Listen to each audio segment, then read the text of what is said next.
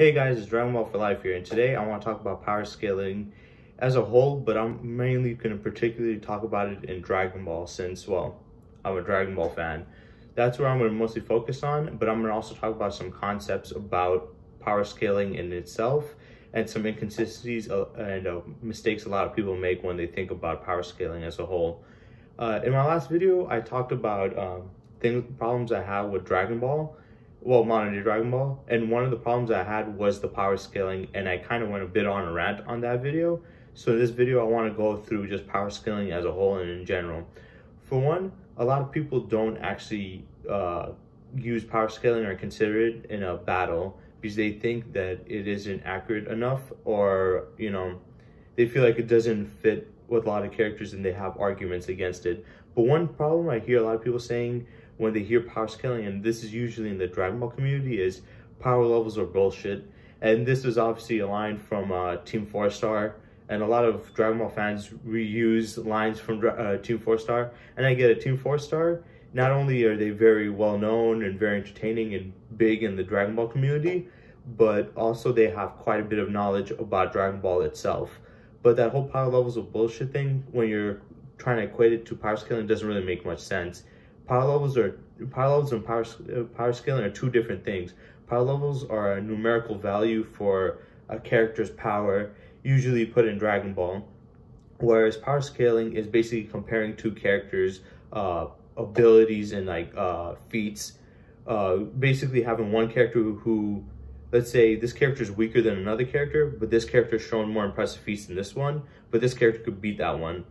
Well, that means that if this character can do those feats, then he should be able to do it too if he can beat him. For example, Frieza. Frieza can destroy a planet. Just because we've never seen Goku destroy a planet doesn't mean that Goku can't destroy a planet. Seeing as how Goku would be stronger than Frieza and could destroy him and even tank his attacks and fire back with his own, he should be theoretically stronger than Frieza. And power scaling is basically what you call ABC logic, where it's basically character A is weaker than character B, but character A does this feat, so that means character B can also do that and more.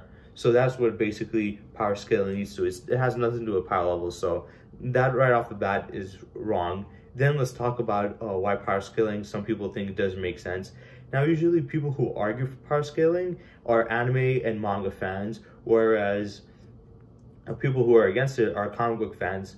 And I know I made a video about this with statements versus feats, and I was talking about there's the divide between the comic book Western side and the manga anime Eastern side when it comes to this battle.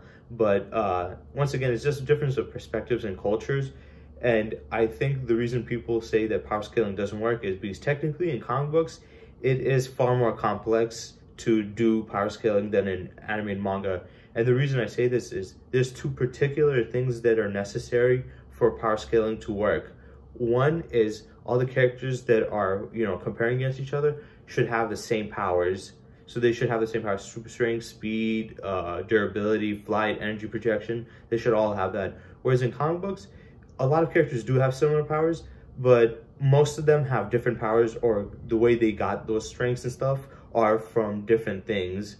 So it's a little more complex in that case, and that's where you have people arguing, well, somebody like, I forgot what his name was, he basically has a fire ability. He has fiery head, and it's a combining of two characters. Firestorm, that's what I was talking about. Yeah, Firestorm, he has the ability to create different types of matter and stuff, and technically if he was against Superman, he could create kryptonite and beat him in a fight. But against a character that's weaker than Superman could beat him. So it's well, see, power scaling doesn't make sense, but that's because he has different abilities. So they have to have similar abilities and powers. Two, they need to get their power from the same power source.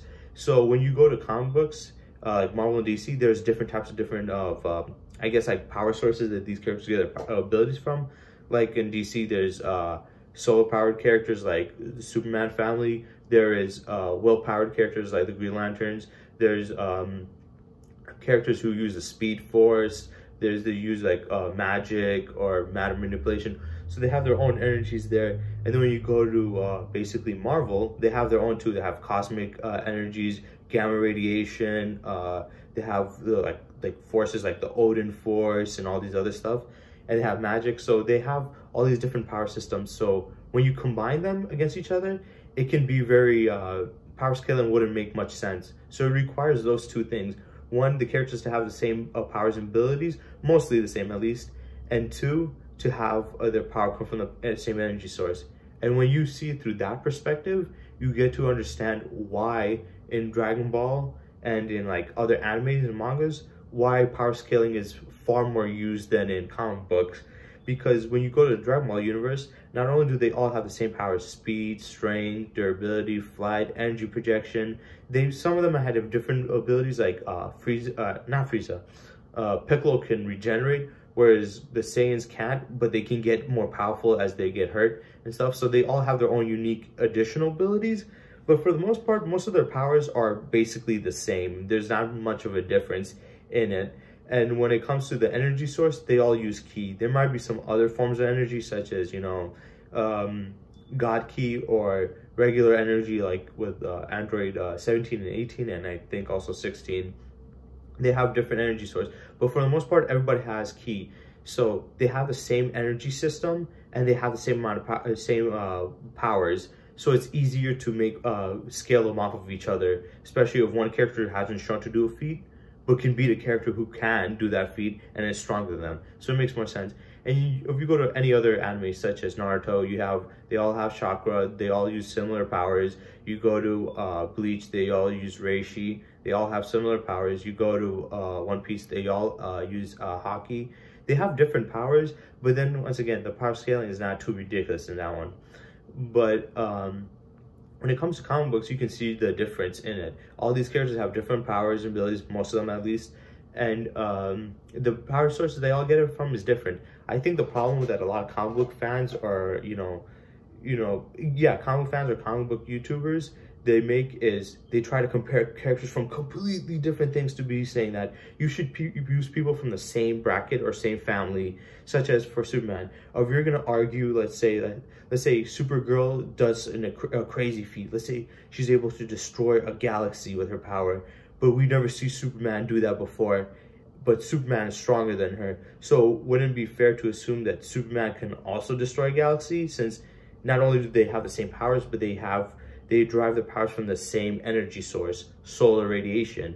So it makes sense to scale Superman off of other Kryptonians, but to scale off of other characters that aren't Kryptonians, that's when it gets ridiculous. You can do the same with the Flash. Wally West and Barry Allen, a lot of people compare them to each other because they basically get their powers from the same energy source. Comparing a Flash versus Superman is two different things. They have two different powers. They both have different powers. They both get their power from different sources. So it's not fair to compare them. Or if you're going to compare speedsters from the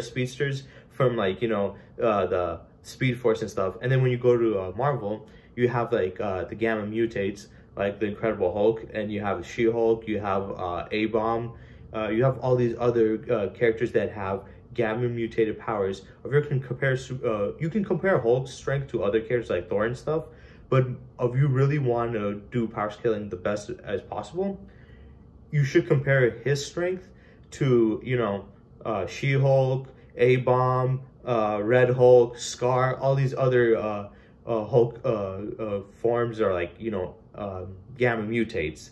You should compare them to that. That's how you do it. So power scaling does work. It just requires a couple of steps. And I feel like a lot of comic book fans either just don't understand that or completely misconstrued the argument to just defend their argumentative side. Because, like I said, in comic books, they use more feats, whereas anime, they use statements. So when you do see a character do that feat, you're not going to see the good character do a crazy feat like destroying planets and stuff. So it's best to go assuming off of, power scaling. And they don't want to use that. And once again, power scaling is not perfect.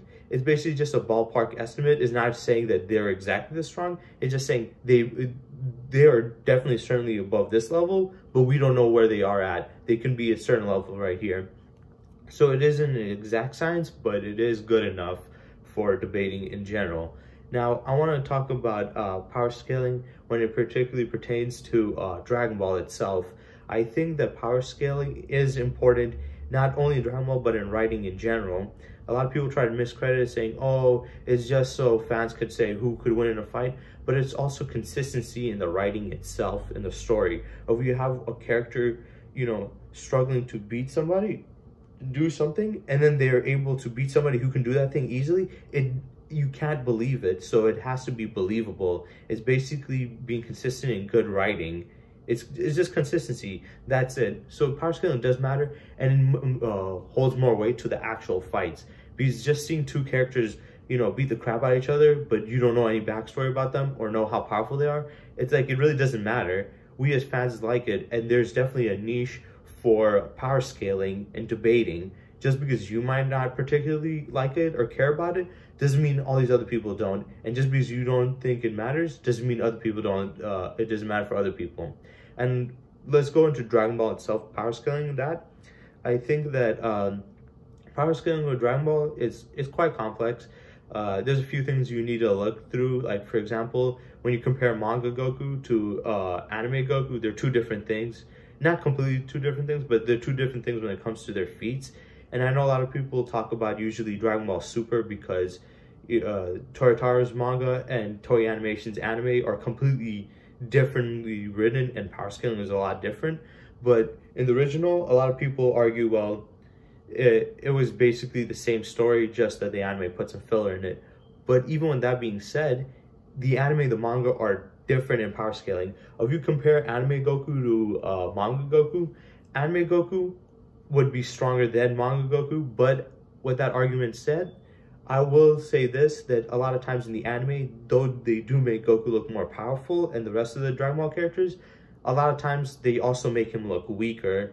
There are incidences in the anime that weren't present in the manga. They just it makes no sense, and it makes the characters look weaker than what they actually are, you know?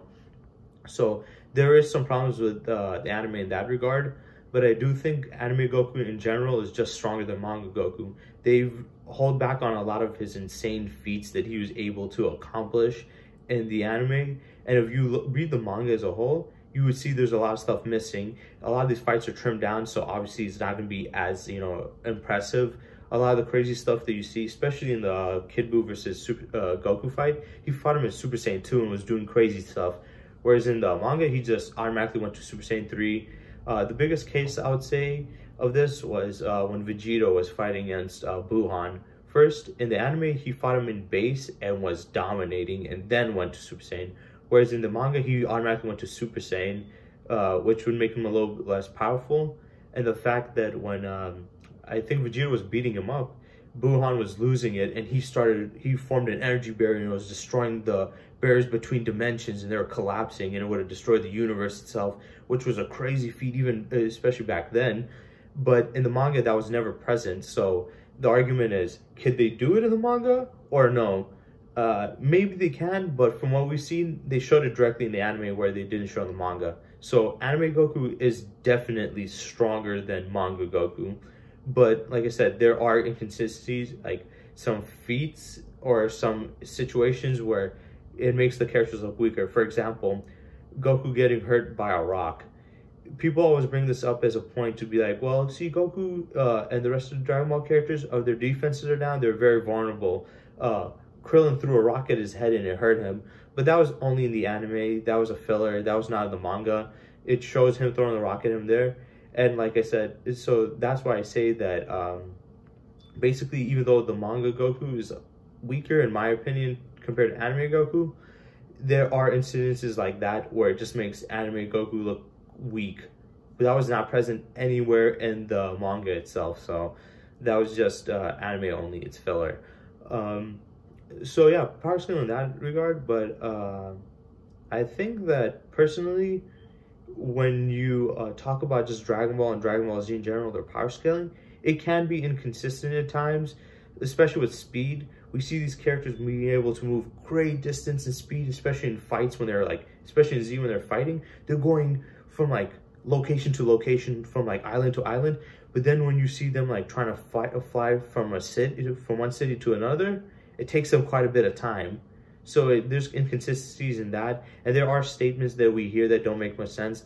Like when Gohan was flying to school, it was stated that it was like 1,000 miles away, I think, from his school, from his house, which is a lot in real life.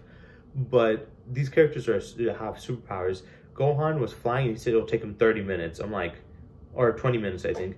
So it's like, it takes him 20 minutes to fly 1,000 miles. I'm sorry, I don't think Gohan is that slow. I think he's way faster than that. Even if you don't want to put them at light speed, that is way below even speed of sound. Well, actually it's not below the speed of sound. It's above speed of sound, but only a bit. It's still kind of not impressive to be making him that slow. So yeah, there's a lot of inconsistencies in general in just Dragon Ball and Dragon Ball Z. I think Dragon Ball had the least amount, then Z had quite a bit, and now with Super, it just went off the rails with the power scaling problems. But in general, I think Dragon Ball and Dragon Ball Z, even though they have their problems, I think as a whole, it isn't so bad to the point where you don't know who could win. Because for me, I feel like in Super and just in general now with modern day Dragon Ball, I feel like I don't know which character could win in a fight anymore. Some people might say, well, Goku obviously is going to win with Master Ultra Instinct and all this other stuff. I'm like, no, I don't know. Especially the fact that we have to go to the extreme, saying Goku has to whip out his most powerful transformation or technique or form just to win in a fight against characters before that. He wouldn't even have to put a second, like even a half of his power into it, and could easily whoop these guys. So it's like, it doesn't really make sense in that regard too much. I just think that power scaling in general it's kind of hard to do as any writer. I don't think this is just Dragon Ball's fault. I think every writer, when it comes to comic book or manga, when they write these universes where characters are ridiculously powerful, you're going to find inconsistencies in it and power scaling problems that don't make sense. There are times where they're going to make the characters either way too ridiculously powerful or way too weak, and it's very hard. But I think also it really depends on the writers themselves, because there's two different types of writers. There are ones that write a story and trying to have, like, you know, move the plot or try to give you some in-depth writing, and then there's the ones that are trying to make these characters look as powerful as possible and make them look super heroic. And when you have those two different styles of writers, it kind of clashes with it. And like I said, not every writer cares about the power. So they might write a story like Toriyama. He might write Dragon Ball with these characters doing crazy stuff, but in general, let's be honest, he really doesn't care about how powerful these characters are. He just cares as long as it fits the narrative and the plot and it makes it entertaining for him, you know? And that's one of the problems I kind of have with Toriyama. And power scaling Dragon Ball in general is another thing that people need to realize is, yes, those are two steps to power scaling, but another thing people need to realize is that these are still written by people, and people all have their faults. Some people are inconsistent, some people have bad memory, some people just don't care. And the problem with power scaling is it only really works, not only just power scaling, because when we use power scaling, it's just a broad term. People think that it just means A and B logic. When we mean power scaling, we just mean showing how feats and statements and saying how powerful these characters are and stuff. It doesn't always mean particularly, you know, A and B logic of power scaling. It just is a broad term for who would win in a fight and who has these abilities and what would give them the advantage. That's what we consider as basically power scaling. So when it comes to that regard, power scaling, what I mean is, do these writers actually care about how powerful their characters are? Do they care about the consistency about the character's power and progression? Or are they just doing whatever and don't really care? And that's what you need to take in mind when you're talking about these characters and their power. Because power scaling them, or just in general, like debating who would win in a fight, it's harder to do when the writer doesn't even care about it. And for me, I feel like it's pointless at that point to do it, because if the writer themselves don't care about how powerful their characters are, how can we as fans argue that these characters are this or that powerful? Because at a whim, they can easily make them super strong or super weak, and it doesn't matter because they don't care. So I do think that there's somewhat of a third step in power scaling too. It depends on if the writers care. If the writers don't care, then I'm sorry. It doesn't matter what impressive feats they have. There's going to be a ton of inconsistencies in it, and the writers are not going to care about it. So yeah, power scaling is quite complex, but I felt like I covered as much as I possibly could. I might make more videos talking about debating discussions like speed versus raw speed versus combat speed, lifting strength versus striking strength.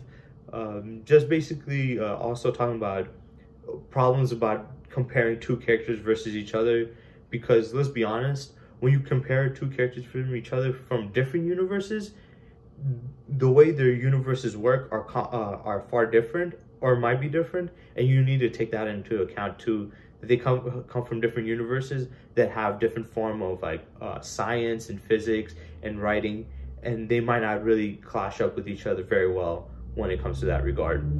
Well, I guess this is pretty much it for this video. I gave every point I had about this, and I'm going to be making another video, I think next Monday. Yeah, next Monday most likely I'll be making dropping out 2 more videos.